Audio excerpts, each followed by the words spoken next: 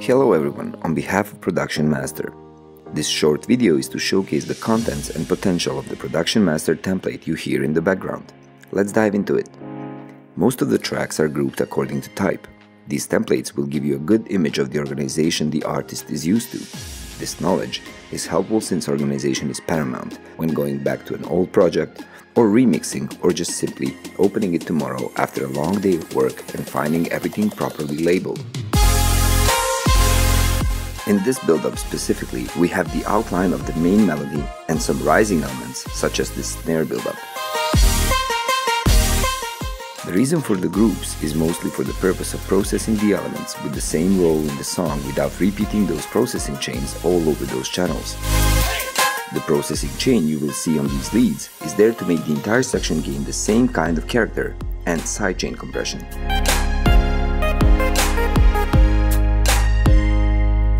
All of these groups usually have their individual processing chains that help them sit better in the mix.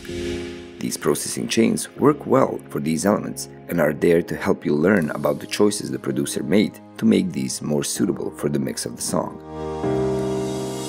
We would suggest you bypassing these processing chains to hear the difference between the before and after sound of those elements and ultimately figure out what was done and why.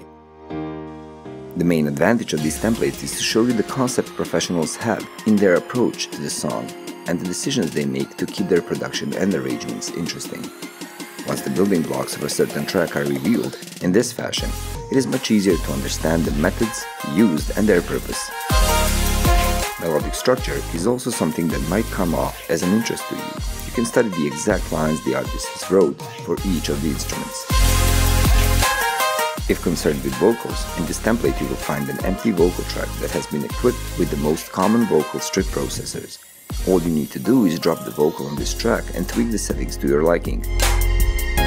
Everything is set up for you in advance. Keep in mind that you can save any of these processing chains and reuse them again in your projects.